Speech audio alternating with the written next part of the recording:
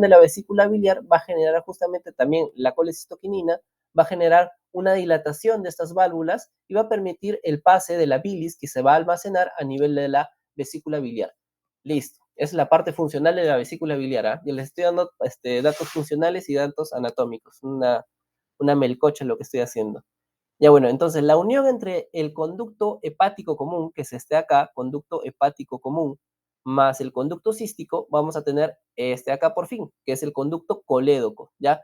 Todo este es el conducto colédoco, ¿de acuerdo? Todo este es el conducto colédoco. Ahora, ese conducto colédoco va a tener porciones, ¿de acuerdo? Va a tener 5 porciones. ¿Cuáles son esas 5 porciones? ¿Tantas porciones tiene? Va a tener una porción que es la porción que se va a encontrar sobre el duodeno, que se le conoce como supraduodenal, porque está por encima del duodeno. Va a tener otra porción, miren, esta porción es la supraduodenal, ¿ya? Esta pequeña porción es la supraduodenal. La otra, que está detrás del duodeno, va a ser retroduodenal. Y la que está por dentro del páncreas, o sea, la porción del duodeno, que es la porción más grande, de hecho es la mayor porción que va a estar pasando por dentro del páncreas, se conoce como perdón. Bueno, también vamos a tener una porción retropancreática, o sea, va a estar detrás del duodeno una pequeña porción y hay otra porción de duodeno que se va a encontrar detrás del páncreas sin introducirse completamente y hay otra porción que ya va a estar dentro del páncreas netamente, que se le conoce como intrapancreático y otra porción que va a estar atravesando todo el duodeno. Miren, ¿a dónde estamos llegando? Estamos llegando a la segunda porción del duodeno. Es decir, que en la carúncula mayor no solamente es la llegada de la vía pancreática principal, sino que también es la confluencia tanto del colédoco como de la vía, esta es la vía pancreática principal y este es el colédoco. Cuando ambos confluyen van a formar justamente la carúncula mayor, ¿de acuerdo? Entonces ahí estamos viendo que el colédoco y el conducto pancreático principal confluyen para poder desembocar ambos en la segunda porción del duodeno. ¿Listo? Bien, eso es lo que debemos de saber de vías biliares. Bueno, acá hay unos triángulos, no sé si les llegarán a preguntar o si los dirán, pero hay dos triángulos importantes o relevantes, ¿de acuerdo? Que son el triángulo de Calot y el triángulo de Boudé. El más importante es el triángulo de Boudé, porque el triángulo de Boudé, además de tener límites, va a tener un contenido que es la arteria cística. Si quieren ustedes apantallar a su docente, ya le pueden decir, el triángulo de Boudé tiene estos límites. El conducto cístico, el conducto hepático común y la cara visceral del hígado. Y en ese triángulo vamos a poder limitar se va a encontrar la arteria cística, es decir, la arteria que está yendo hacia la vesícula biliar. Cisto significa vesícula, ¿de acuerdo? Por eso se llama arteria cística, ¿ya? Listo, ya.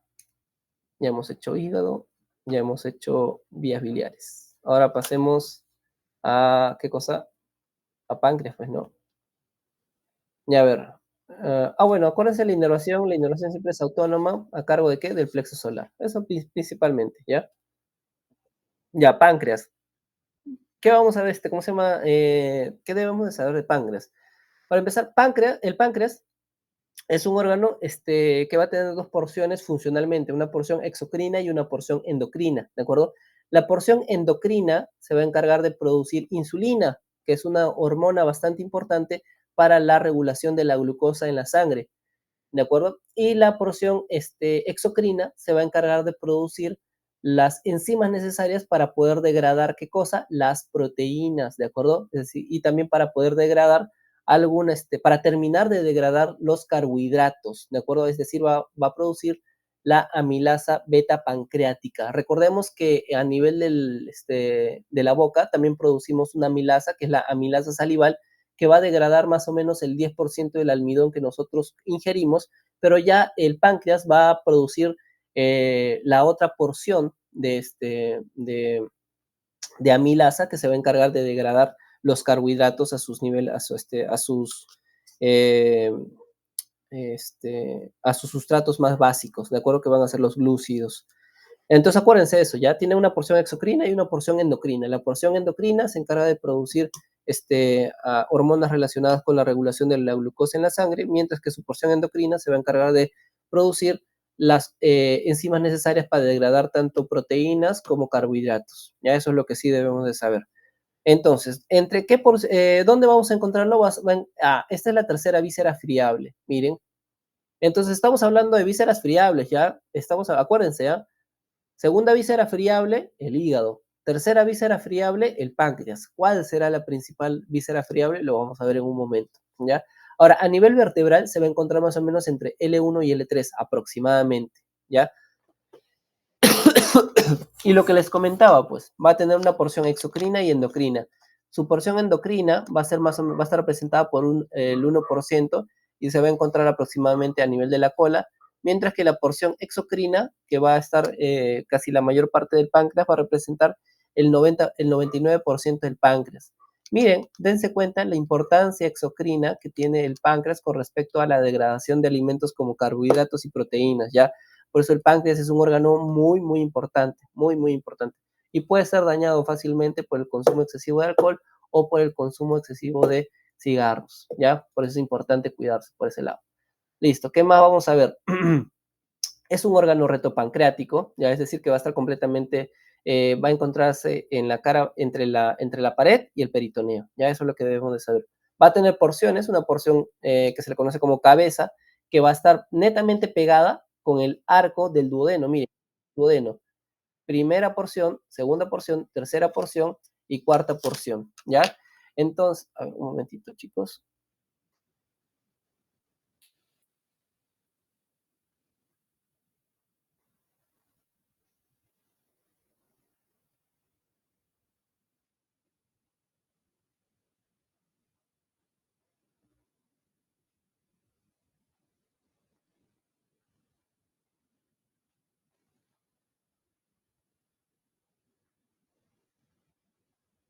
Ya, entonces va a tener una cabeza que va a estar bien relacionada con el duodeno, ¿de acuerdo?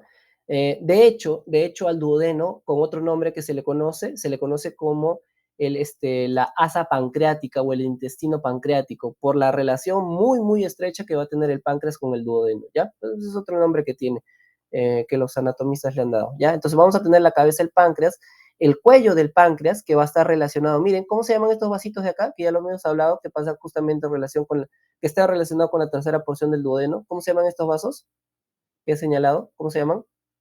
¿Se acuerdan?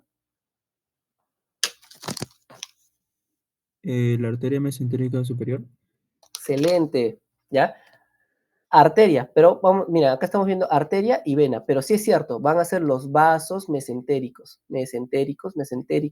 superiores, ¿de acuerdo? Los vasos mesentéricos superiores. Entonces, los vasos mesentéricos superiores me van a estar representando, ¿qué cosa? El cuello, ¿de acuerdo? El cuello. Mientras que el resto me va a estar representando el cuerpo. ¿Hasta dónde va a ser el cuerpo y la cola? Bueno, se dice comúnmente que la cola es completamente peritonizada, es decir, que va a tener peritoneo adelante y atrás. Es decir, que la cola es una porción, una pequeña lengüeta que va a estar suelta, ¿ya? Así se suele describir, no hay como que un punto anatómico así preciso o estrictamente preciso para decirnos dónde termina dónde está la cola. Pero estos al menos sí son los límites verdaderos de la cabeza, cuello y cuerpo. Ya eso sí quiero que tengan en cuenta.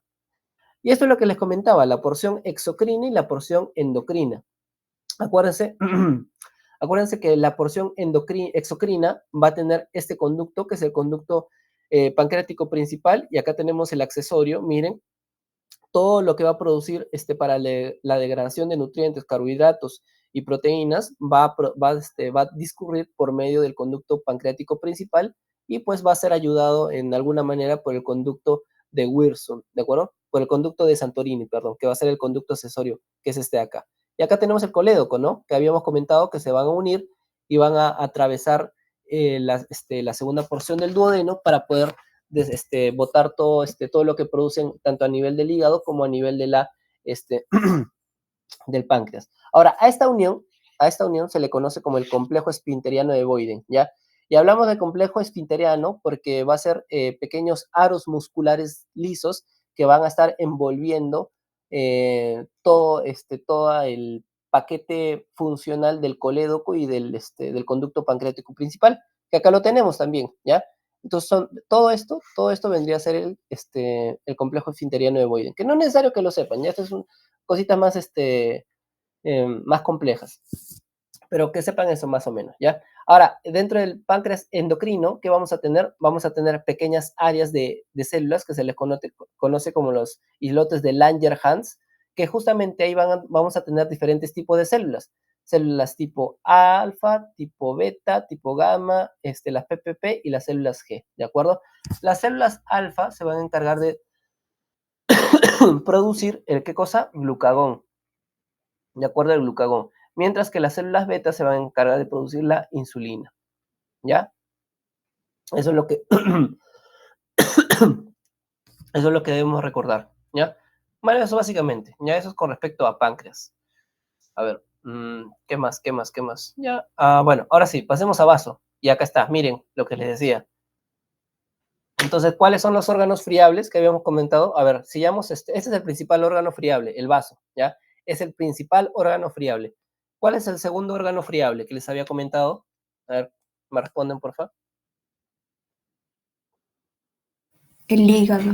Ya, El bacán. hígado. Excelente, perfecto, perfecto. El hígado es el segundo órgano friable. ¿Y el tercero?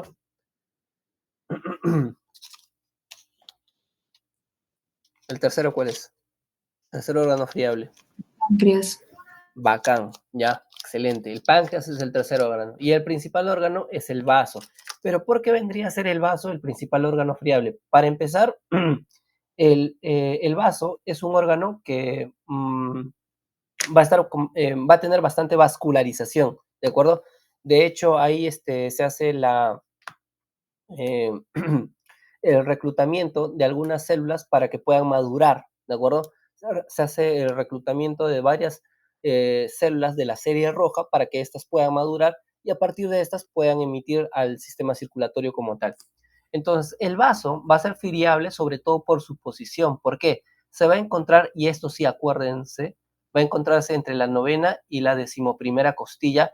¿En qué lado? En el lado izquierdo, ¿de acuerdo? Se va a encontrar en el lado izquierdo. Note, la curiosidad del vaso es que no es un órgano bilateral, solamente tenemos un solo vaso que se va a encontrar al lado izquierdo y se va a encontrar entre la novena y la decimoprimera costilla.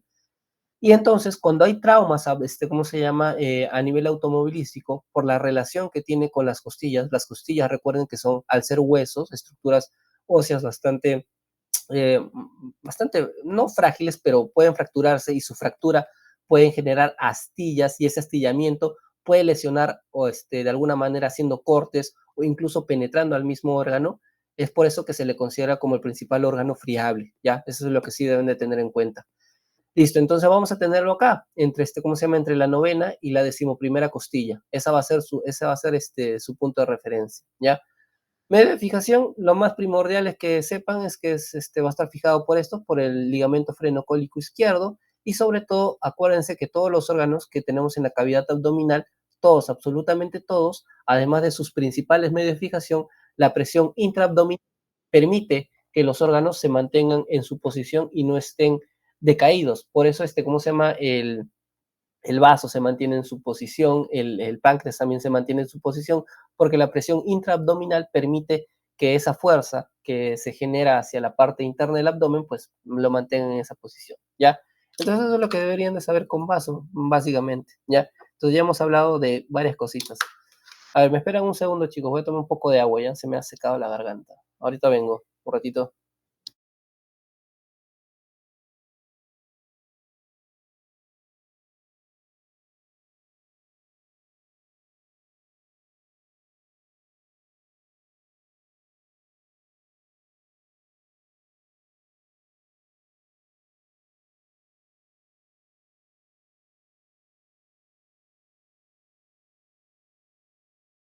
Makoto, sigues grabando, ¿verdad?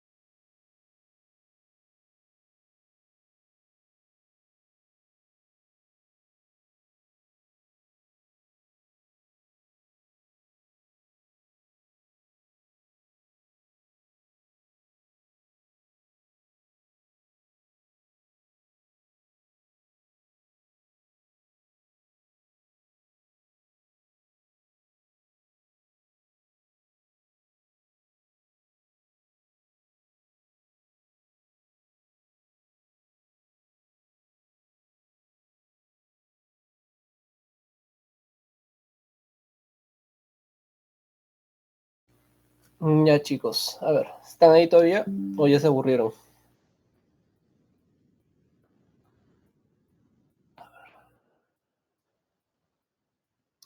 Hola, hola. ¿Siguen ahí? ¿Se me escucha?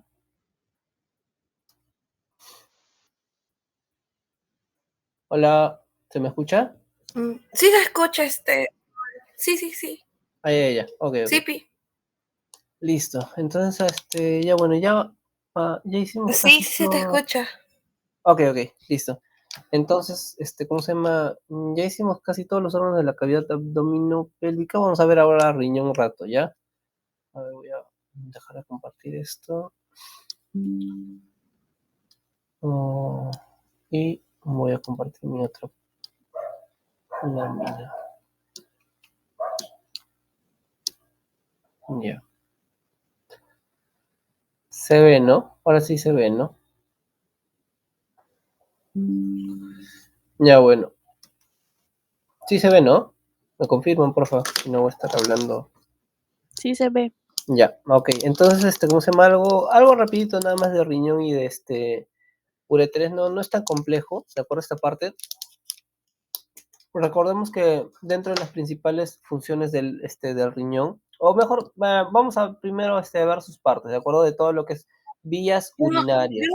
yo no lo puedo ver, pero no sé si mis compañeros. Ay, ay, ¿Se no ve o no sé, se creo que ve? es mi internet. ¿Se ve o no se ve? A ver, me confirman, por favor, Sí ya. se ve. ¿Todos ven? ¿Todos ven? ¿Quién lo puede ver? Hola, hola. La María Fernanda dice que sí se ve. ¿El resto puede ver bien o no? O nada. Ahí está Claudia, Karen. ¿Sí ven? ¿Sí ven? ¿Sí ven? ¿A quién lo podía ver? Chicos, estoy presentando una lámina donde está ¿cómo se llama? El riñón y la vejiga. Toda la parte del circuito urinario.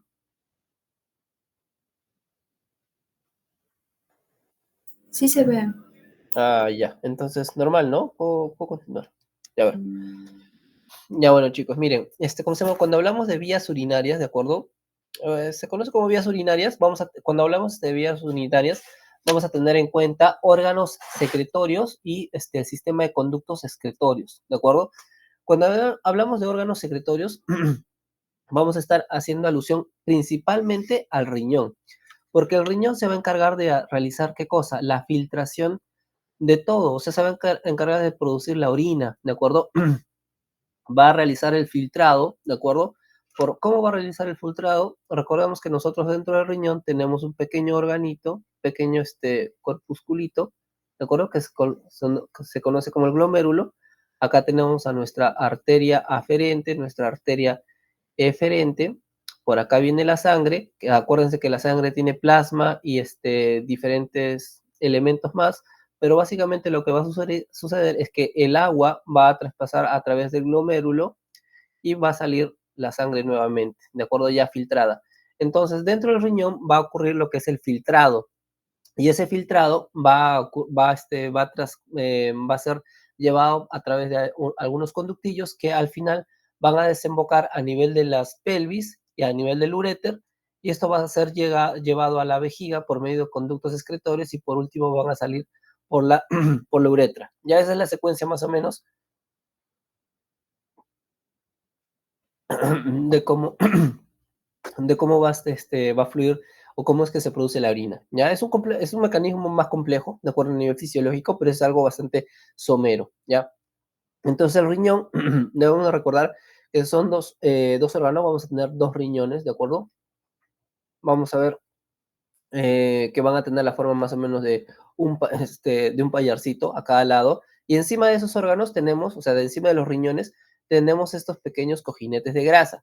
¿Qué cosas son? Son las glándulas suprarrenales, ¿de acuerdo? Estas glándulas suprarrenales van a tener función endocrina, ¿de acuerdo? Se van a encargar de producir algunas hormonas, como el cortisol, por ejemplo, ¿de acuerdo? Que es una hormona del estrés, ¿de acuerdo? Es decir, cuando nosotros nos encontramos estresados, el cortisol se va a liberar, nuestra glándula suprarrenal va a producir justamente esta hormona, ¿de acuerdo? El cortisol. ¿Qué cosa más vamos a ver? Que este órgano, ¿de acuerdo? Va a tener una cara anterior, una cara posterior, va a tener polos superior, inferior y bordes laterales, ¿de acuerdo? Un peso más o menos de 150 gramos, aproximadamente 170 gramos. 150 yo les recomiendo que se acuerden, es mucho más sencillo. Y vamos a ver que el riñón va a encontrarse envuelto por una cápsula fibrosa, ¿de acuerdo?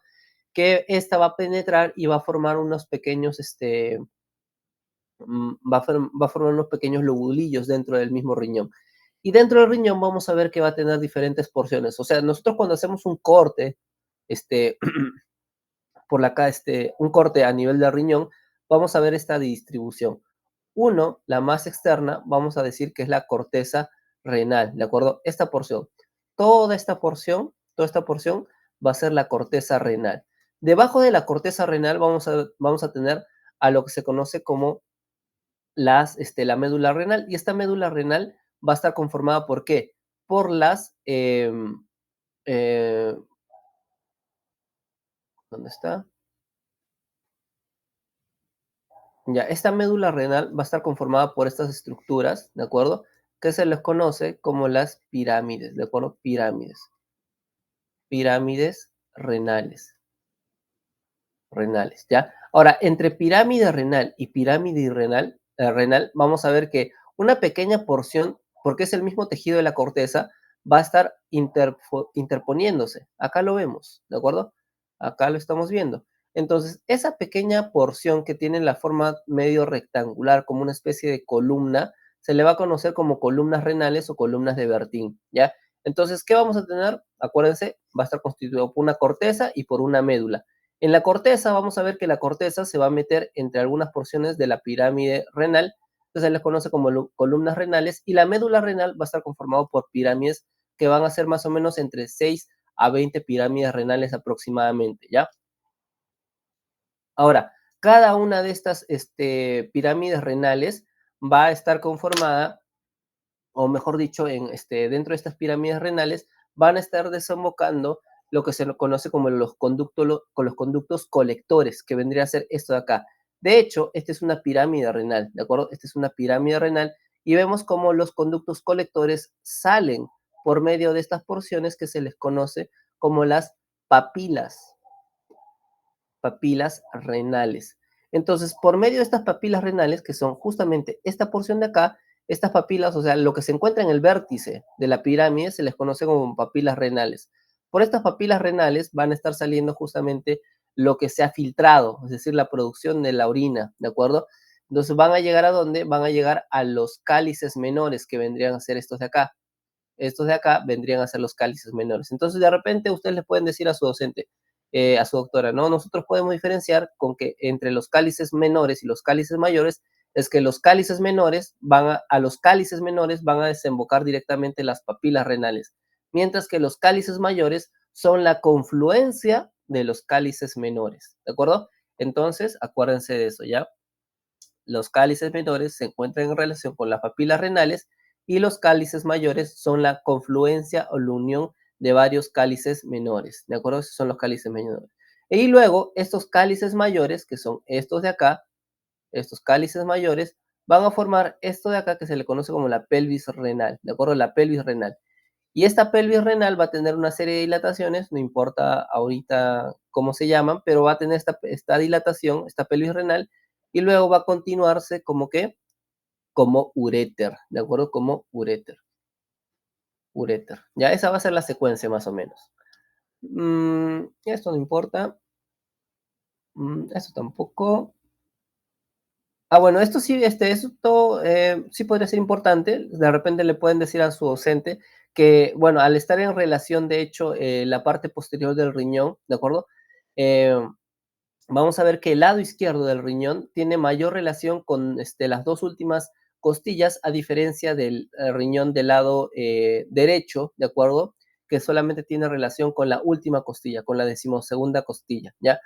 Y ustedes le pueden decir a su docente. Ahora, yo les pregunto, ¿no? a ver si me puede responder, ¿por qué es que hay una diferencia en cuanto a la altura entre el riñón derecho y el riñón izquierdo? ¿Quién me podría decir? Le soplo un poquito, ya es por la presencia de un órgano voluminoso. ¿Por el hígado? Exactamente. Acuérdense que el hígado del lado derecho es mucho más voluminoso y esto está generando una presión hacia abajo y eso hace que los órganos del lado derecho pues estén un poco más descendidos. Por eso el riñón del lado derecho está un poquito más descendido, más hacia abajo, a diferencia del riñón del lado izquierdo, que acuérdense que en el lado izquierdo no hay tanto parénquima hepático, en cambio en el lado derecho sí. ¿Ya? Entonces, eso sí deben de saberlo. Le pueden decir eso a su docente, ¿no? Hay una diferencia de altura entre el riñón derecho e izquierdo por la presencia del hígado. Y ya está, y se ganaron de repente sus puntos extra. Luego, en la parte posterior, lo que debemos de reconocer es un punto débil, que es este acá, el cuadrilátero de Greenfield, ¿de acuerdo? O el triángulo lumbar superior. ¿Cuál es el triángulo lumbar superior? Ese triángulo lumbar superior va a estar limitado, ¿de acuerdo? Por la decimosegunda costilla, que vendría a ser esta acá, ¿de acuerdo? ¿Por qué más? Por el músculo serrato, ¿de acuerdo? Que vendría a ser este acá, el serrato menor. Luego, el serrato menor posterior inferior. Luego, por los músculos erectores de la columna, que son estos de acá. Por el músculo erector de la columna y por el músculo oblicuo, ¿de acuerdo? Por el músculo oblicuo, ¿de acuerdo? Por el músculo oblicuo menor. Y acá vamos a tener un pequeño espacio que se le conoce justamente como el cuadrilátero de Greenfield, ¿de acuerdo? Este cuadrilátero de Greenfield, a ver, un ratito, acá ha pasado algo. Acá falta un pedazo de músculo que estaba pasando por acá, creo. Sí, por acá. Ya bueno. Acá se va a formar un área triangular que se le conoce como el cuadrilátero de Greenfield, que es un punto débil para la presencia o por la protrusión de algunas hernias, ¿de acuerdo? Por eso es importante. O sea, acá no hay tanta resistencia por parte de la pared posterior y por eso a veces puede haber una herniación en la parte dorsal de ¿cómo se llama? Del tronco, ¿ya? A ver, vamos a continuar con vías urinarias. Ah, bueno, esto no sé si les van a preguntar, no creo que les pregunten, pero por si acaso, ¿ya? La principal arteria que va a estar irrigando el riñón va a ser esta de acá, que es la arteria renal. ¿Y de dónde sale la arteria renal? La arteria renal va a salir de la aorta abdominal. Miren, acá tenemos la aorta abdominal y acá tenemos las arterias renales, tanto del lado derecho como del lado derecho como del lado izquierdo, ¿de acuerdo? Derecho e izquierdo. Y bueno, se va a dividir en sus diferentes ramas, ¿de acuerdo? Vamos a tener la arteria suprarrenal inferior, rama anterior, las ramas anteriores, las ramas posteriores y las ramas uretéricas, ¿de acuerdo? Y estas posterior a ellos se van a bifurcar y van a formar a nivel de la pirámide renal de las arterias corticales o radiales, ¿ya? No creo que les pregunten eso, pero a ver, vamos a ver. Vamos a ver un poquito más abajo. Ya, a nivel del uréter, ¿en qué es lo que les podrían preguntar de repente? El uréter, bueno, va a tener una disposición retroperitoneal, ¿de acuerdo? Y de hecho, cuando ¿cómo se llama? Hay alguna obstrucción a nivel del uréter, ya sea por un cálculo. Bueno, esto sí le pueden decir a su docente. Cuando en el riñón, cuando hay la presencia de cálculos, es justamente cuando hay una alteración a nivel del filtrado glomerular. Es decir, que se están filtrando algunos iones. Entonces, la presencia de iones, como puede ser la presencia de mayor cantidad de calcio en el filtrado, eso va a generar que se formen cálculos. Y esos cálculos, poco a poco, van a generar una obstrucción y esa obstrucción va a generar un dolor bien fuerte a nivel de los uréteres. De acuerdo, las obstrucciones a nivel del urétero, de hecho, los cálculos a nivel de los uréteres son dolores muy, muy fuertes, ¿de acuerdo? Son dolores incapacitantes, de modo tal que no permiten incluso que las personas puedan caminar o puedan hacer su vida de forma normal. Por eso es una emergencia médica, ¿cómo se llama? Atenderla inmediatamente, ¿de acuerdo? A veces esas obstrucciones pueden llevar a procesos más complicados, como pueden ser sepsis, ¿ya? Eso es lo más importante que debemos de recordar. Ya bueno, eso es con respecto a riñones y uretes. uréteres, ¿ya? No es tan complejo. Y bueno, sobre las glándulas suprarrenales también ya hemos hablado un poquito. Entonces ahora vamos a hablar de la pelvis, ¿ya? Voy a proyectar, a ver, mi pantalla. Vamos a ver. A ver, en pelvis. Ujú.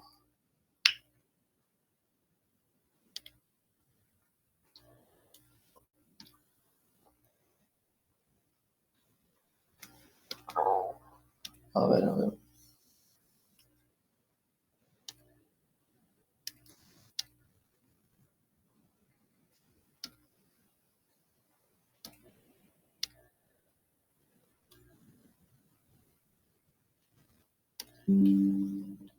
Ya, ¿se puede ver la parte de pelvis? ¿Se ve? ¿Se ve?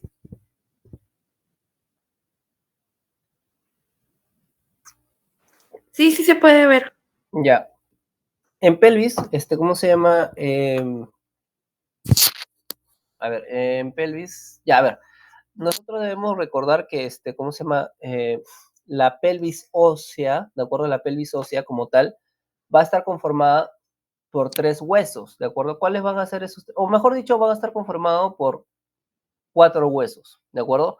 Va a estar conformado por 2, ¿por qué no se puede quitar? Ya. Va a estar uno por este hueso de acá, que se le conoce como este, el coxal, ¿de acuerdo? El coxal. Vamos a tener acá al sacro, y vamos a tener acá al coxis, ¿de acuerdo? Al coxis. Y acá vamos a tener otro coxal, ¿de acuerdo? Entonces son 2 coxales, un sacro y un coxis los que van a estar formando la pelvis ósea, ¿de acuerdo? Esas van a ser, ¿cómo se llama? Las estructuras óseas que van a estar formando la pelvis ósea. Entonces, una vez que nosotros tenemos la pelvis ósea, vamos a poder limitar los órganos de la pelvis y vamos a poder, vamos a poder estudiarlas un poquito mejor, ¿ya? Por ejemplo, en el caso del sacro, ¿qué cosas debemos reconocer? En la parte posterior vamos a tener una línea sacra o una cresta sacra medial, una cresta sacra, una cresta sacra media, una cresta, esta de acá, vendría a ser la cresta sacra media, este borde de acá vendría a ser la cresta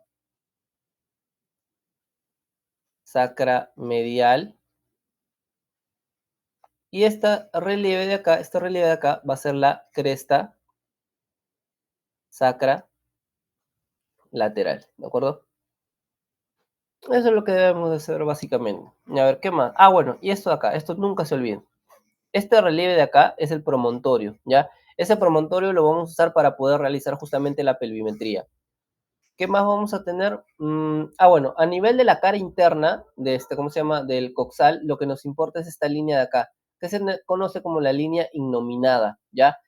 Luego, de esta línea innominada, acá vamos a tener un pequeño relieve que se le conoce como la, em, la elevación iliopubiana, ¿de acuerdo? Iliopubiana, y por último vamos a tener el pecten del pubis, ¿de acuerdo? Vamos a tener que recordar este contorno porque eso nos va a estar limitando más adelante lo que se conoce como la pelvis mayor y la pelvis menor. Ya, pero eso es lo que básicamente debemos recordar. La línea innominada y el pecten del pubis. Ahorita vamos a, les voy a indicar por qué. Ah, y cierto, esto de acá, la espina ciática. La espina ciática es un punto óseo de referencia bastante importante. ¿Por qué? Porque cuando hay cesáreas, por ejemplo, o los partos se hacen bastante complicados en un parto vaginal, por ejemplo, eh, a este nivel, a nivel de la espina ciática, pasa un nervio, de acuerdo que es el nervio pudendo. Ese nervio pudendo se encarga de realizar la inervación sensitiva de los órganos genitales externos. Entonces, para poder adormecer, o mejor dicho, evitar el dolor de esa región, se adormece o se toma como punto de referencia, se trata de buscar la espina ciática, y luego se inyecta la lidocaína para poder evitar el dolor de la pacientita, ¿de acuerdo? De ese modo se puede hacer operaciones, por ejemplo, en el caso, supongamos, no hay un parto complicado, un parto vaginal complicado, en el cual tienen que hacer un corte a nivel, ¿cómo se llama? De la cara, bueno, a nivel el borde inferior de la cavidad vaginal, que se le conoce como las episiotomías, ¿ya? que son cortes para poder abrir más el conducto vaginal y pueda salir el bebito, que a veces se hace, ya últimamente no se hace, no es tan necesario, solamente em, lo hacían antes porque creían que era importante que el bebito pueda salir sin ningún tipo de obstrucción, pero ahora ya ¿cómo se llama? Se usan otro tipo de fármacos para poder generar una mayor dilatación del conducto vaginal. Pero bueno, en fin, antes cuando a veces era necesario realizar una episiotomía, se tomaba como punto de referencia la espina asiática, colocaba lidocaína y luego se hacía el corte a nivel, ¿cómo se llama?, del borde inferior de la vagina para poder aperturados, aumentar el diámetro del conducto vaginal. Ya por eso es importante la espina de referencia a la espina asiática. Ya. Ahora, con respecto a la pelvimetría, en la pelvimetría lo que vamos a tener son los estrechos superior, el estrecho medio y el estrecho inferior, ¿de acuerdo? Entonces vamos a tener esos tres estrechos, superior, medio e inferior. Eso estamos hablando de estrechos. ¿A qué me refiero con estrechos? Los estrechos son el contorno o la circunferencia que me va a estar generando, ¿cómo se llama? Algunos relieves óseos. Por ejemplo, a nivel del estrecho superior, lo que yo voy a tener en cuenta son tres líneas que me van a poder determinar justamente cuánto mide la longitud entre esto de acá, que es el pecten que es la sínfisis, perdón, la sínfisis del pubis, y este relieve óseo que habíamos mencionado que se llama promontorio. ¿Ya? Entonces, a nivel del estrecho superior, yo voy a medir tres líneas, ¿de acuerdo? Acá falta una línea más, ¿ya? La primera línea, esta de acá, la de arriba, la que está por encima del pubis, miren, acá tenemos, esto de acá es esto de acá, ¿ya? El pecten del pubis. Entonces, arriba, por encima del pecten del pubis, hasta el promontorio, se le va a conocer como el conjugado anatómico, ¿de acuerdo? El conjugado anatómico. Eso es verdadero, borrémoslo, esto está mal, ¿ya? ¿Ya? Conjugado anatómico, que se va a medir desde el borde superior del pubis hasta el promontorio, que va a medir más o menos 11 centímetros.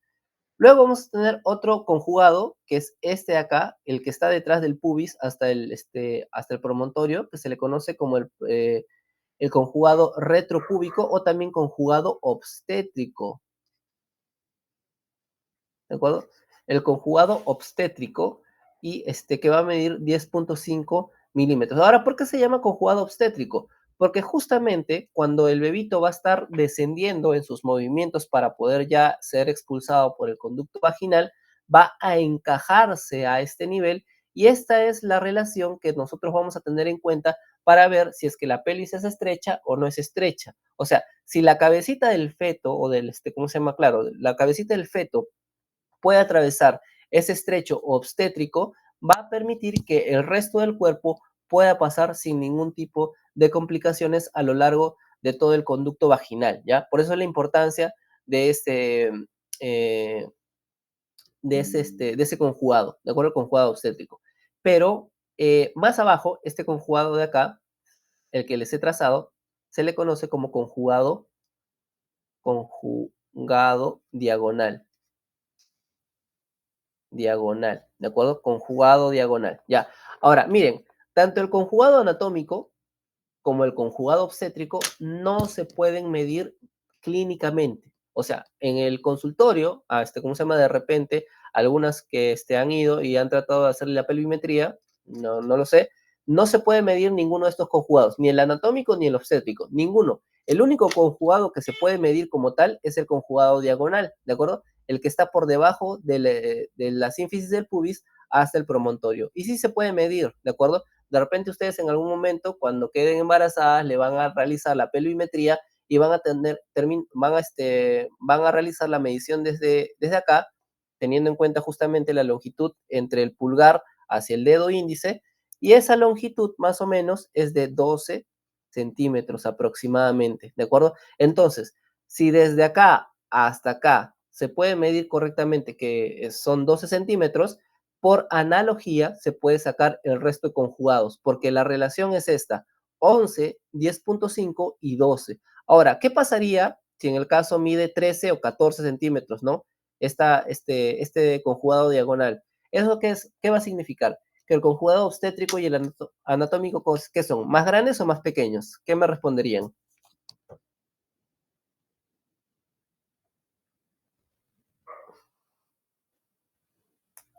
Hola, hola.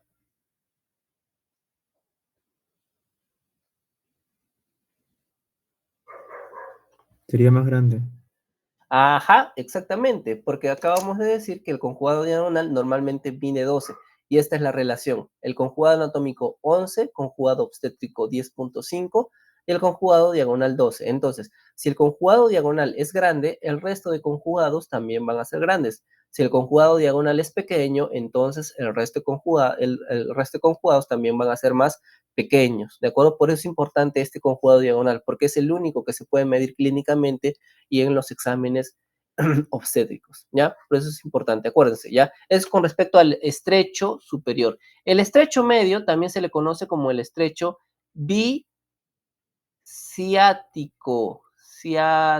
es decir, va a tener como punto de referencia entre la espina ciática y espina ciática, biciático.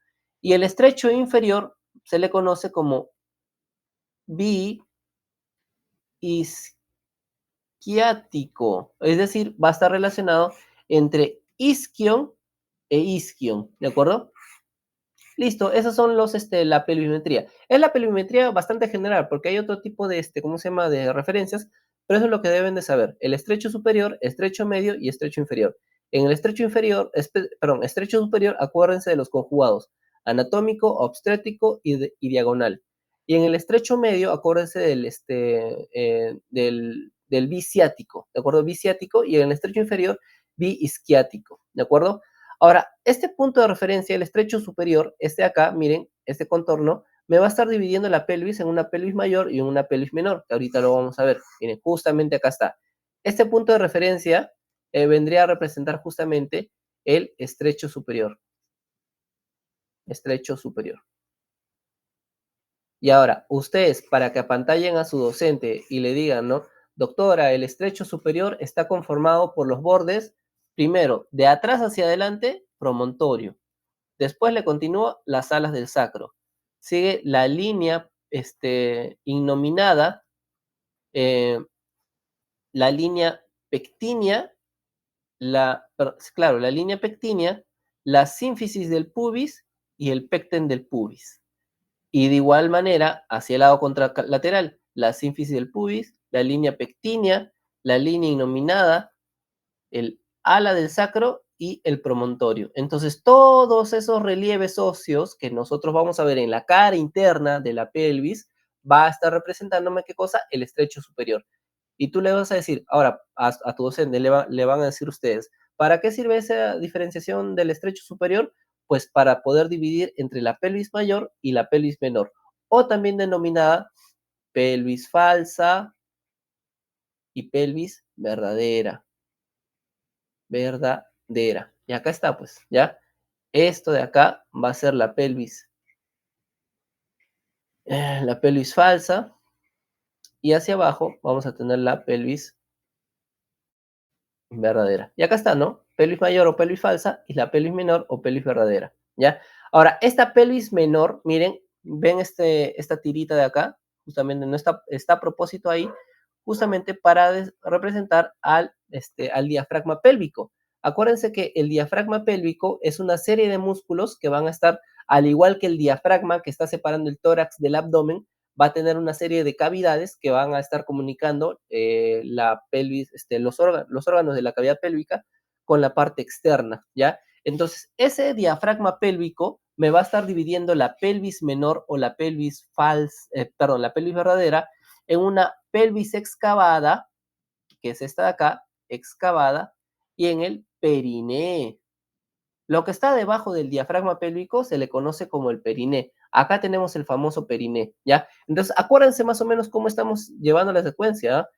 Pelvis falsa, pelvis verdadera, dividida por el estrecho superior. La pelvis verdadera está dividida por el diafragma pélvico en la excavación pélvica y el periné. Entonces, ahora vamos a ir a... Bueno, acuérdense, tengan en cuenta este esquema, ¿ya? Ahora, para que puedan, ¿cómo se llama?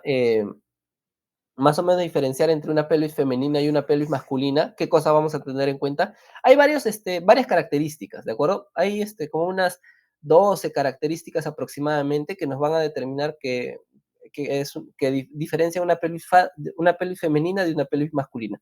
Pero así, a modo general, cosas que nunca se les va a olvidar, yo siempre digo de 3 cosas que no deben de olvidarse, ¿ya? O sea, son 12 elementos que más o menos van a estar diferenciando. Acá faltan, ¿ya? ¿Cuántos hay acá? 1, 2, 3, 4, 5, 6, 7, 8, ya, me faltan 4 todavía. Entonces, de modo general, solamente quiero que se recuerden de 3 cosas que van a diferenciar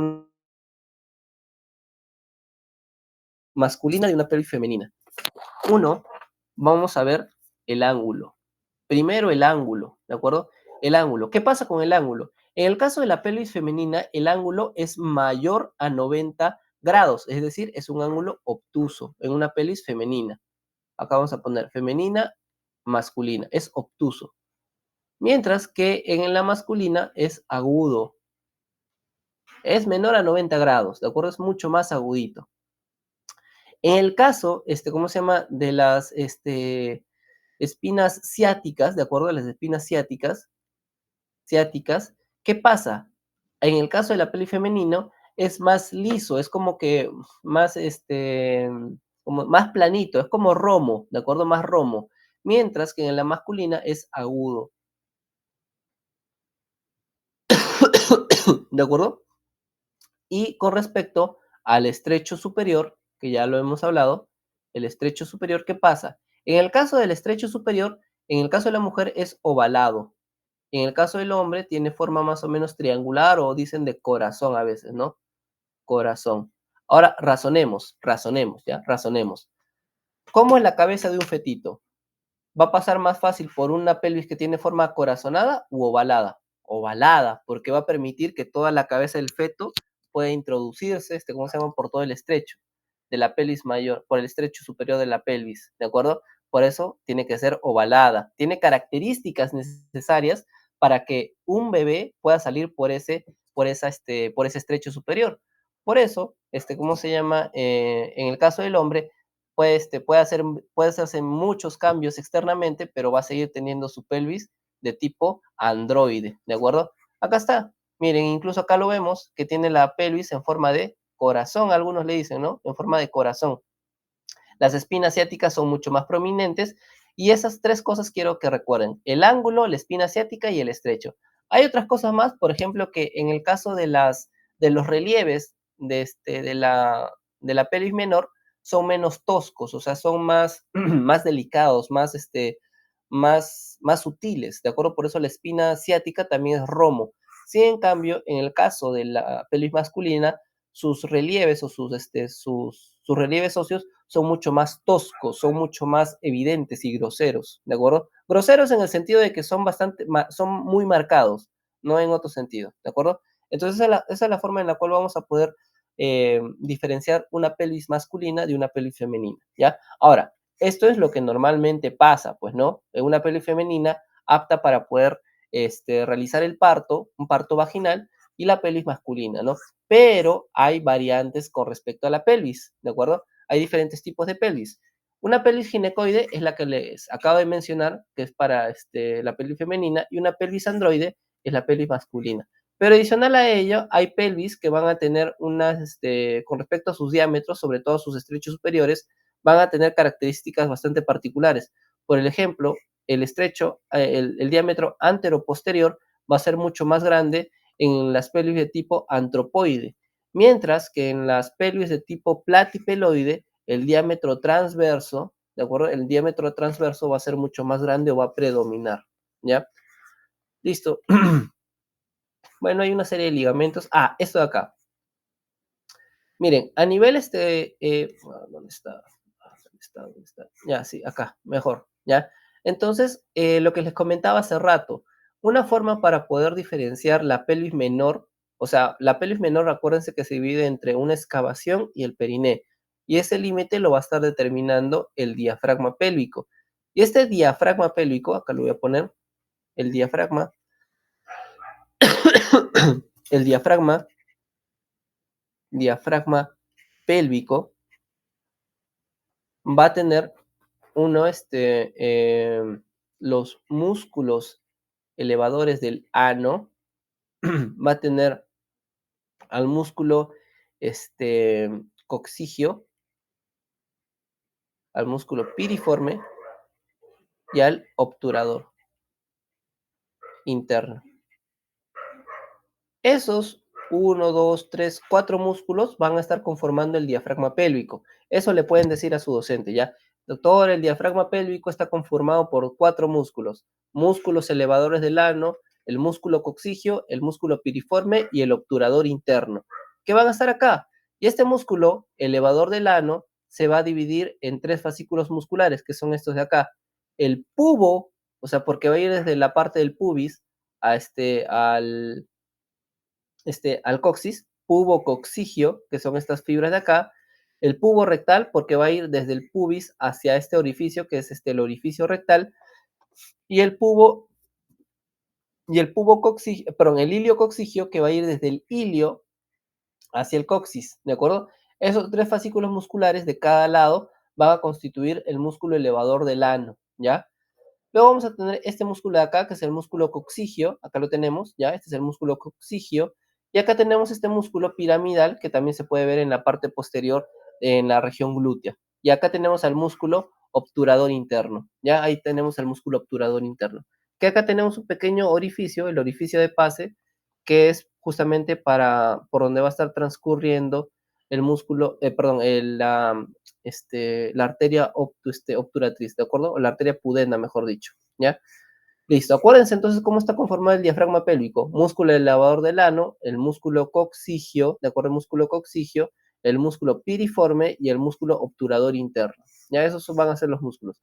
Otra cosita más que quería mencionarles, ya ahora que hemos visto cómo está constituido el diafragma pélvico, es que al igual que en el diafragma que está separando el tórax del abdomen, este diafragma pélvico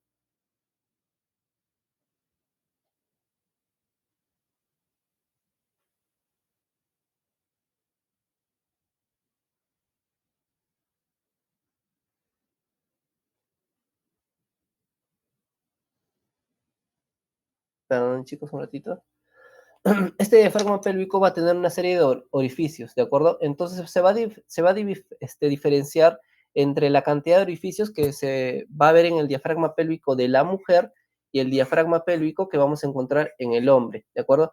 En el caso del diafragma pélvico de la mujer, vamos a ver que va a tener un orificio para la vena dorsal del clítoris, que se va a encontrar bastante cerca al pecten del pubis, el diafragma para la uretra, el orificio para la uretra, el orificio vaginal y el orificio para el recto.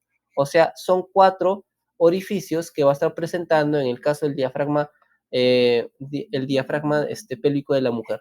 Pero en el caso del diafragma pélvico del hombre va a estar presentando solamente 3 orificios, que va a ser para la vena dorsal del pene, un análogo de la vena dorsal del clítoris, para la uretra y para el recto. Para la vagina, pues no, el hombre no tiene vagina, entonces por eso solamente va a tener 3 orificios. Eso sí pueden decirle a su docente, ¿no? Que el diafragma pélvico, los orificios que van a tener el diafragma pélvico de la mujer y del hombre son diferentes. Van a tener 3 orificios en el caso del hombre y 4 orificios en el caso de la mujer. Ya eso es lo que podrían diferenciar. ¿Y cómo está constituido el diafragma pélvico? Bueno, esto es fácil, esto no es importante. Vasos, bueno, acá está.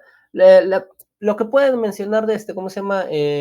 Con respecto a la irrigación de la cavidad pélvica es que está irrigada principalmente acuérdense ya, por la arteria ilíaca interna, que es esta de acá, ¿ya? Esta es la ilíaca interna y esta es la ilíaca externa, y esta es la ilíaca común. Pueden decirle, ¿no? Que a partir de ¿cómo se llama? De la aorta abdominal se divide en 2 ilíacas primitivas, y estas ilíacas se van a dividir en ilíaca interna e ilíaca externa, y la ilíaca interna es la que se va a dividir en diferentes vasos parietales, vasos viscerales y vasos extrapelvianos.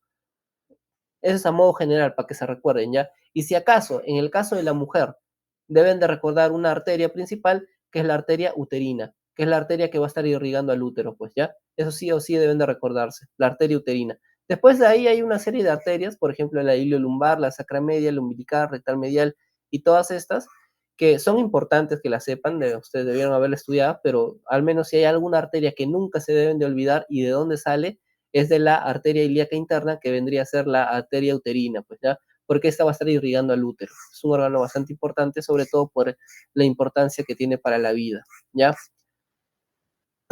Bueno, uréteres ya lo vimos, ya. Esto no. Ya, a ver, en vejiga, ¿qué es lo que debemos de recordar? Acá donde vamos a empezar, la vejiga, ya, de una vez, vejiga. En vejiga deben de recordar que es una estructura muscular, ¿de acuerdo? Miren, todo esto es músculo. Y este músculo, lo que podrían decirle a su docente, que el músculo que está conformando la vejiga se le conoce como el músculo detrusor, ¿de acuerdo? Detrusor, músculo detrusor, eso principalmente.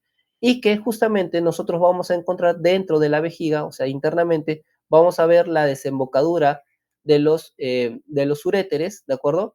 Y justamente abajo, donde inicia la uretra, vamos a tener un área triangular, que es esta de acá, ¿de acuerdo? Esta área triangular me va a estar limitada justamente entre el punto de llegada de los uréteres y el punto o el inicio de la uretra, ¿de acuerdo?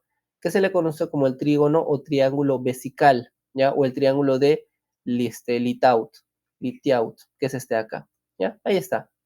Luego vamos a ver que en el contorno de toda la vejiga tiene una serie de rugosidades que van a permitir justamente la contracción de la orina.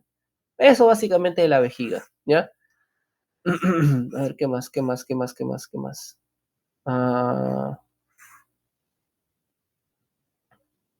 Bueno, pues no, la uretra. La uretra, en el caso, ¿cómo se llama?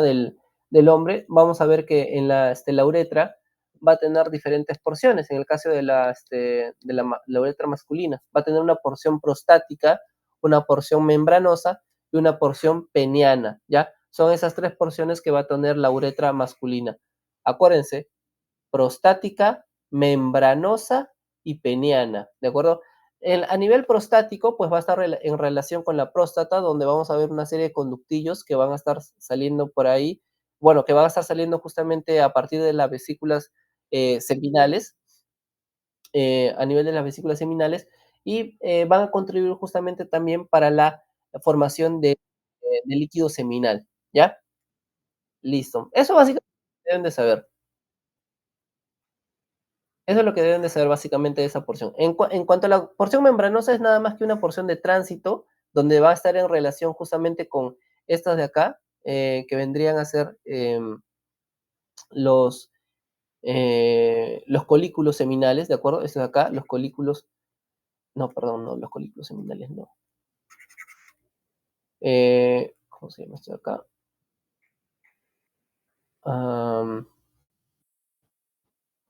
Uy, se me ha ido el nombre.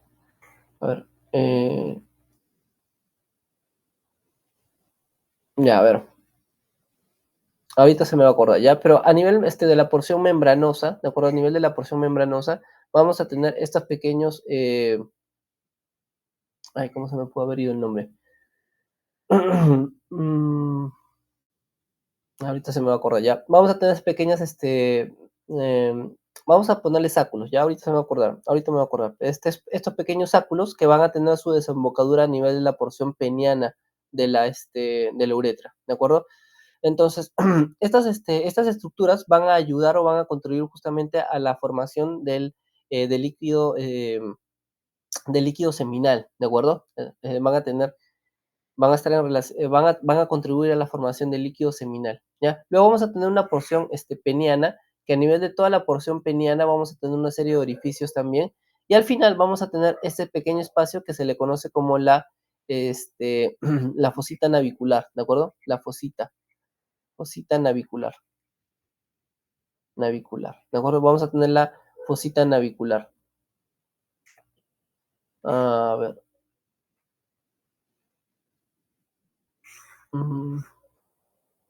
Ya, bueno.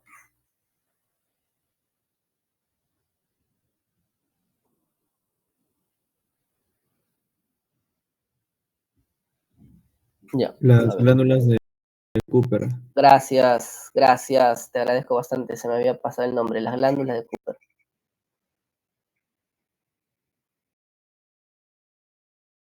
Ya, perfecto, ya. Las glándulas de Cooper, no se olviden, chicos, ya se va a encontrar en a nivel de la porción membranosa. Listo. ¿Qué más? Bueno, esto de acá no. Ya, bueno, a diferencia de la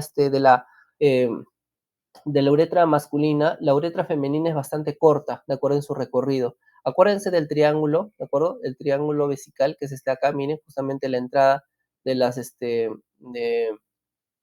los uréteres, acá lo tenemos, y al inicio de la uretra, ¿de acuerdo? En el caso de la uretra femenina es bastante corta, ¿de acuerdo? No tiene porciones, no tiene a diferencia de la uretra de la uretra masculina, ¿de acuerdo? Que tiene su porción, acuérdense, prostática, membranosa y peniana, ¿de acuerdo? Y la peniana pues se divide en bulbosa y esponjosa, ¿ya? Eso básicamente. Ya bueno, ¿qué más?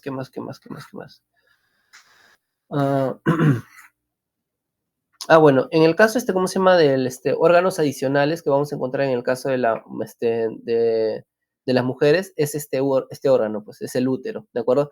Este útero es un órgano bastante irrigado por la arteria uterina que ya había comentado y va a tener diferentes porciones. Entonces, en el útero vamos a tener una porción, esta de acá, que se le conoce como el fondo, ¿de acuerdo? Este va a ser el fondo. A nivel de estas porciones de la entrada de las trompas de falopio, vamos a tener a los cuernos uterinos, ¿de acuerdo? Los cuernos uterinos.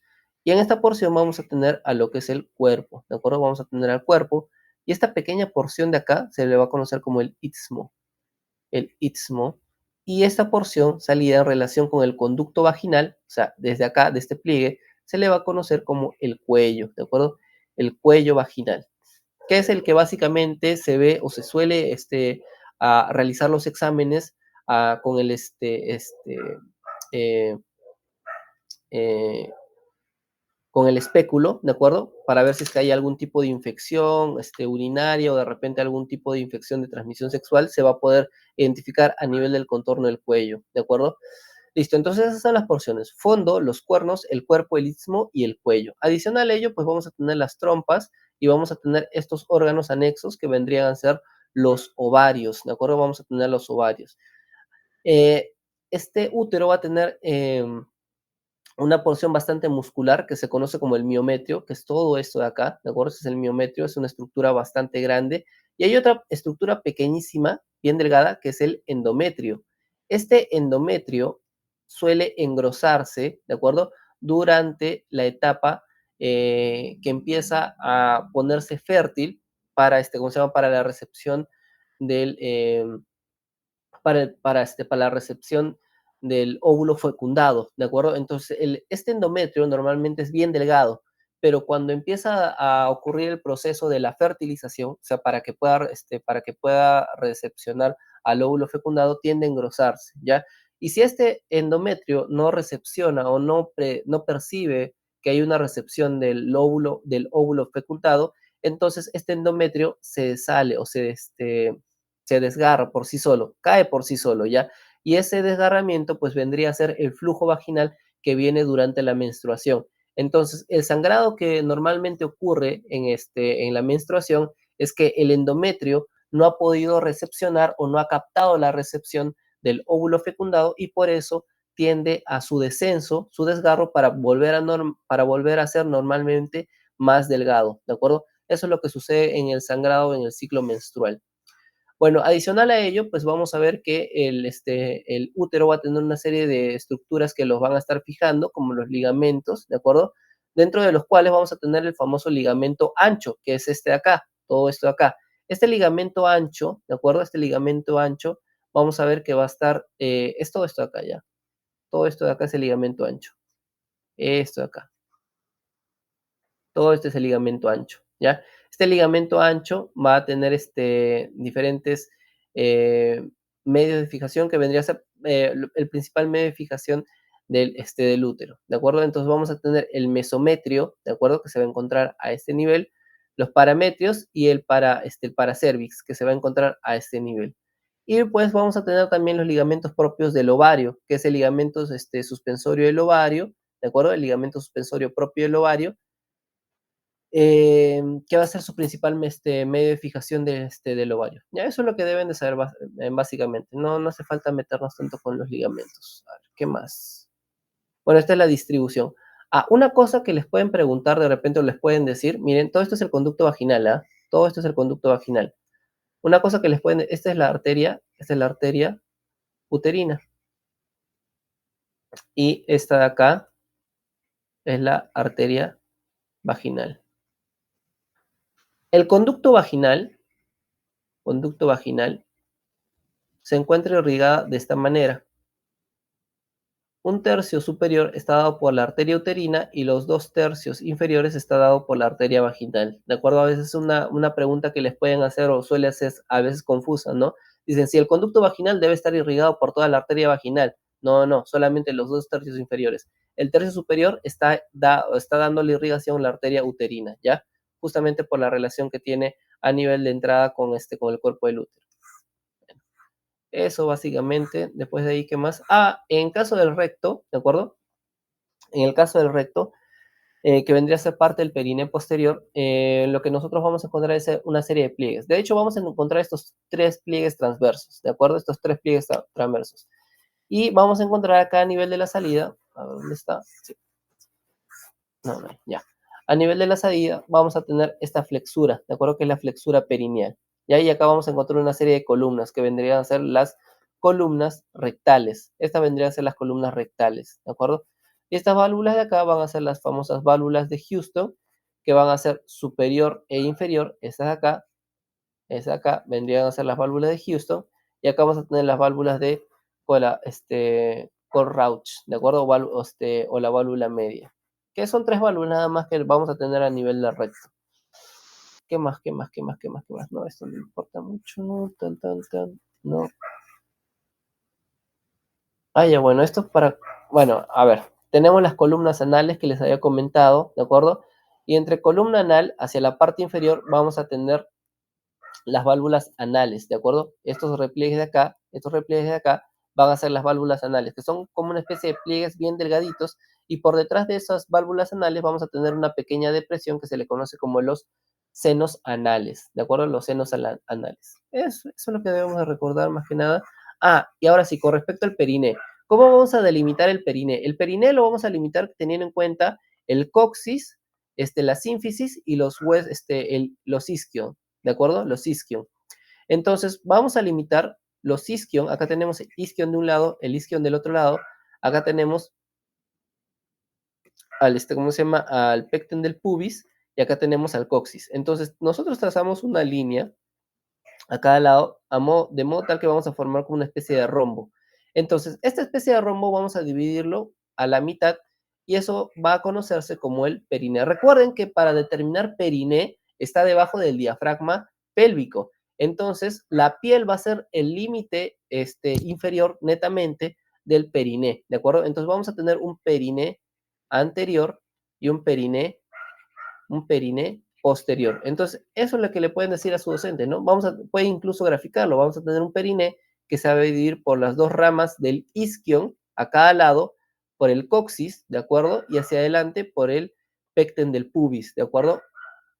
Entonces, esa nos va a estar formando una especie de línea, ¿de acuerdo? Una línea romboidal, y vamos a dividirlo a la mitad para tener el periné anterior y el periné posterior. El periné posterior es igualito tanto en el hombre como en la mujer, no cambia en nada, pero el periné anterior sí cambia, sobre todo por los órganos genitales, ¿ya? Eso es lo que debemos recordar. Acá está bien, la división del periné. Vamos a tener el canal y, bueno, esto vendrían a ser las capas del periné, pues, ¿no? Vamos a tener en un primer momento, desde la parte más superficial, pie, panículo adiposo, la porción membranosa. Bueno, esto no es necesario que sepan, pero al menos quiero que recuerden cómo es que se divide el periné, ¿de acuerdo? Acuérdense, ¿ya? Las ramas isquiáticas, ¿de acuerdo? Las tuberosidades isquiáticas, solamente con que sepan las tuberosidades isquiáticas hacia adelante, el ángulo subpúbico o el pecten del pubis y atrás el coxis, y trazan unas líneas así a modo de rombo, con eso ya tienen su periné anterior y posterior, ¿ya? Solamente quiero que sepan cómo se diferencia eso.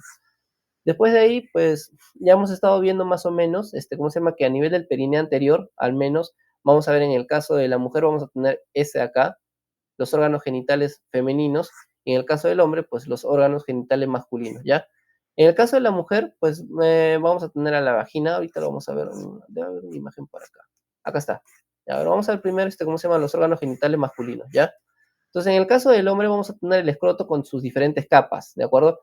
Dentro de ellas, a ver, de repente les pueden preguntar por esta acá, la capa muscular. La suelen preguntar, ¿de acuerdo? O al menos para que le digan que la capa muscular que va a estar representando el músculo cremaster vendría a ser nada más que la prolongación del músculo transverso del abdomen. O sea, es una prolongación del músculo transverso del abdomen, ¿de acuerdo? Transverso del abdomen.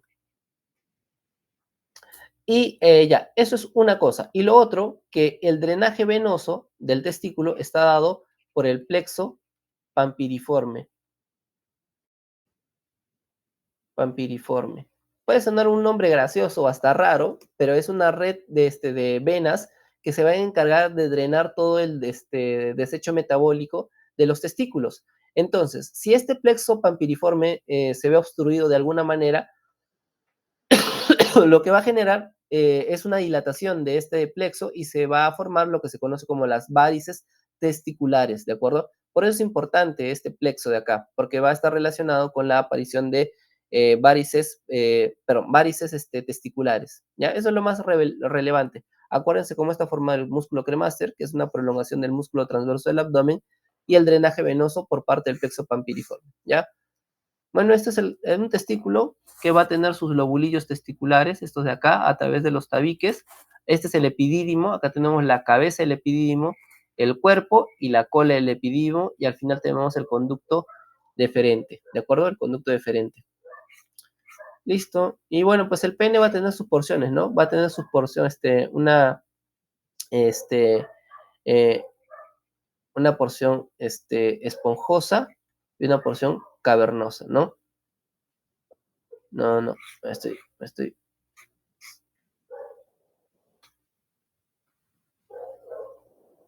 bien, está bien. Una porción esponjosa y una porción cavernosa. ¿Ya? Entonces, no, es al revés, ¿no? A ver, ¿me confirman eso? Esta es la porción esponjosa y esta es la porción cavernosa. Creo que sí, sí, ahí está, sí. ¿Ya? Entonces vamos a tener esas dos porciones nada más, ¿ya? Una porción cavernosa y una porción esponjosa. Y pues eso es lo que vamos a tener, ¿ya? Eso es lo que nosotros vamos a tener. Bueno, las porciones cómo estar divididas, pues vamos a tener acá al glande, ¿de acuerdo? Al glande, la corona del glande, y entre medias vamos a tener al surco, que va a estar dividiendo la corona del glande, vamos a tener al surco balano prepucial, ¿de acuerdo? Que es una depresión, y por detrás de esta vamos a tener una piel que se le conoce como el prepucio, ¿ya? En el caso de la mujer, lo único que vamos a diferenciar va a ser los labios mayores a los contornos, ¿de acuerdo? Que donde vamos a ver una gran cantidad de folículos pilosos, de ahí que va a tener una gran cantidad de vellosidades a estos lados, lo cual no ocurre a nivel de los labios menores. Los labios menores no tienen folículos pilosos. Eso es lo que le podrían decir a su docente para diferenciar, ¿no? El labio mayor tiene folículos pilosos, mientras que los labios menores no tienen folículos pilosos, ¿ya? Entonces, ¿qué es lo que vamos a diferenciar? Vamos a diferenciar acá el clítoris, ¿de acuerdo? Acá tenemos el clítoris. Más abajo tenemos debajo del clítoris vamos a tener a la salida de la uretra femenina, y luego vamos a tener acá al orificio vaginal, ¿de acuerdo? Al orificio vaginal, o también conocido como la entrada del conducto vaginal, ¿de acuerdo? Vamos a tener acá la entrada del conducto vaginal. Y al costado de la entrada del conducto vaginal, a este nivel, vamos a tener una serie de salidas o una serie de orificios por donde van a estar saliendo la desembocadura de la glándula Bartolini, ¿de acuerdo? Eso es lo que podemos identificar más o menos. Acuérdense que el himen en la mujer puede ser de diferente forma, ¿ya? Lo normalmente que puede ocurrir es que sea medio anular, un himen anular, ¿de acuerdo? Bastante pequeñito, y luego, pues, con el descenso e incluso con la actividad sexual, pues va a ir aumentando de tamaño esto, ¿ya?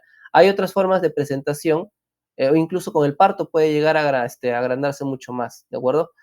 Hay otra forma de presentación del himen que puede ser de forma acribillada o incluso como una especie de tabique, ¿de acuerdo? Pero que si se va a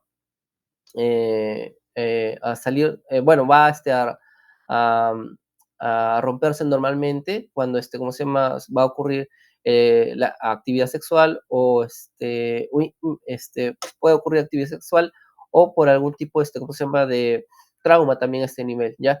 Ahora, dentro de estos tipos de ímenes, el ímen de tipo cribiforme puede ser uno de los tipos de ímenes más complicados por el hecho de que no va a tener salida para el sangrado, ¿de acuerdo? Incluso puede llegar a confundirse con bajo flujo por el hecho de que la sangre no sale completamente por tener este tipo de IME, ¿ya? Y a veces llegan consultas ginecológicas, algunos de estos tipos de ímenes, porque la paciente refiere de que no sangra mucho, ¿no? O incluso tiene infecciones, y esas infecciones se dan por la retención de sangre dentro del conducto vaginal por la no salida del descenso sanguíneo, ¿ya? Eso es lo que podemos ver ahí. Y bueno, pues acá hay una analogía, ¿cómo se llama? Entre los órganos sexuales masculinos y femeninos, ¿de acuerdo? La representación entre el bulbo de la uretra, el bulbo vaginal, las glándulas de Cooper va a estar relacionada con las glándulas parauretrales, que bueno, pues ahí se los puedo pasar para que ustedes lo revisen, ¿ya? Pantallazo. Bueno, eso sería todo básicamente, ¿cómo se llama? Con respecto al repaso. No sé si te ha quedado alguna duda o alguna pregunta. Si están ahí todavía.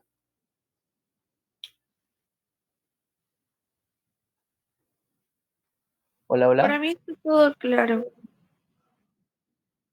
Ah, ya. ¿No tienen ninguna duda, ninguna pregunta? ¿Todo bien? Todo bien.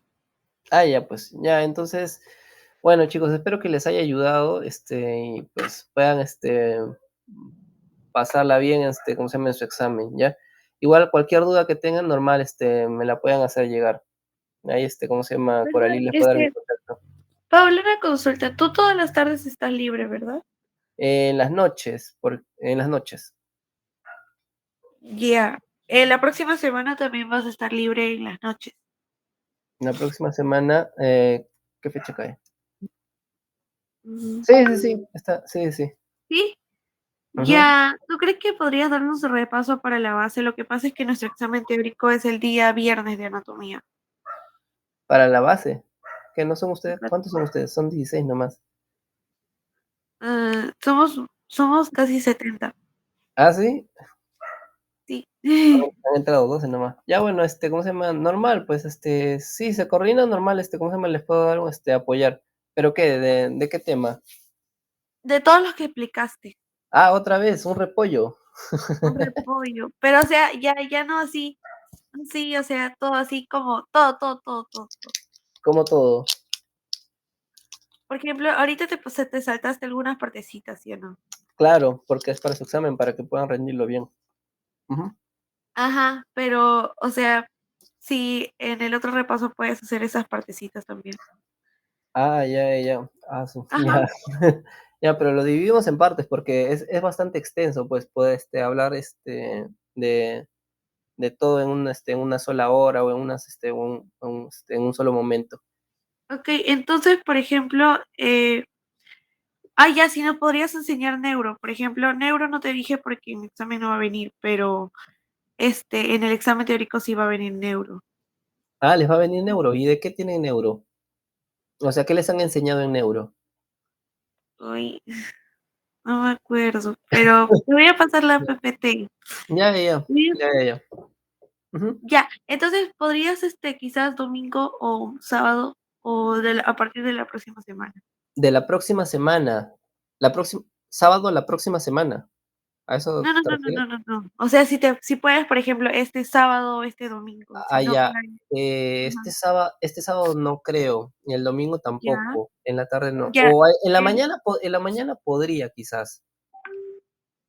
el, Sábado en la mañana, domingo en la mañana. Te confirmo, pues, ¿ya? Porque, ¿cómo se llama? Creo que me han programado hospital para el día sábado. ya, en todo caso de que no podrías, el día lunes, en la Sí, noche. el lunes en la noche sí podría ser más seguro. Ya, en todo caso, sería entonces el sábado, el domingo o el lunes en la noche. Ujú, ya. Ya, porfa. Ya pues, Coralie. Bueno, Gracias. chicos, espero les haya servido. Nos vemos hasta la próxima. Cuídense. Chao, chao. Chao, gracias. Chao, chao. Gracias. Ya. Gracias.